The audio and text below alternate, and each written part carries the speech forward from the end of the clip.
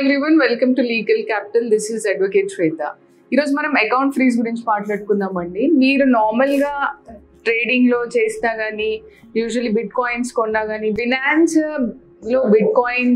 Binance ప్లాట్ఫామ్లో bit coins కొన్నా కానీ, ఎప్పుడైతే మీరు ట్రాన్సాక్షన్స్ జరుగుతూ ఉన్నాయో అప్పుడు మీ అకౌంట్లో నుంచి వేరే అకౌంట్లోకి మనీ ట్రాన్సాక్షన్స్ వెళ్ళినప్పుడు ఆ ఫ్రాడ్స్టర్స్ దగ్గర నుంచి మీకు బిట్ కాయిన్స్ అలవాట్ అయినప్పుడు ఈ series of chain of transactions వల్ల lot of people are facing account freezes. ఎక్కడో రాజస్థాన్ నుంచి మీ అకౌంట్ ఫ్రీజ్ అయినట్టు, జైపూర్ నుంచి అయినట్టు, గుజరాత్లో సూరత్ నుంచి అయినట్టు, ఉత్తరప్రదేశ్, హర్యానా, మేబీ తెలంగాణ, ఆంధ్ర, ఇట్లా సైబర్ క్రైమ్స్ నుంచి మీ అకౌంట్స్ ఒకటే అకౌంట్ నెంబర్ ఆఫ్ ప్లేసెస్ నుంచి ఫ్రీజ్ అవుతూ ఉన్నాయి.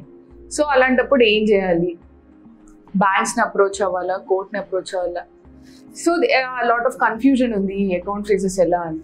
యూజువలీ అకౌంట్ ఫ్రీజ్ అయినప్పుడు మీ ఏదైతే అమౌంట్ ఉంటుందో అది డిస్ప్యూటెడ్ అమౌంట్, అది లీన్ చేయడం జరుగుతుంది. పూర్తిగా అకౌంట్ని ఫ్రీజ్ చేస్తే అది మనం we should approach some appropriate court. ఇప్పుడు తెలంగాణ సైబర్ క్రైమ్ నుంచి జరిగింది అనుకోండి, ఇక్కడ ఏ కోర్ట్ జ్యూరిస్డిక్షన్ వస్తుందో అక్కడ చూసుకొని మనం ఒక పిటిషన్ వేసుకోవాలి అన్ఫ్రీజ్ చేయమని. We're not into some illegal business.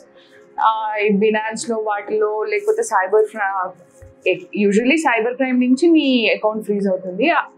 అక్కడ మనం ఒక నోటీస్ ఫస్ట్ పెట్టాలి స్టేటింగ్ దట్ మేము ఏ ఇల్లీగల్ ట్రాన్సాక్షన్స్లో వీఆర్ నాట్ ఇన్వాల్వ్డ్, సమ్హౌ ఈ చైన్ ఆఫ్ ట్రాన్సాక్షన్స్లో మా అకౌంట్ అనేది ఫ్రీజ్ అయింది అని we should satisfy the court.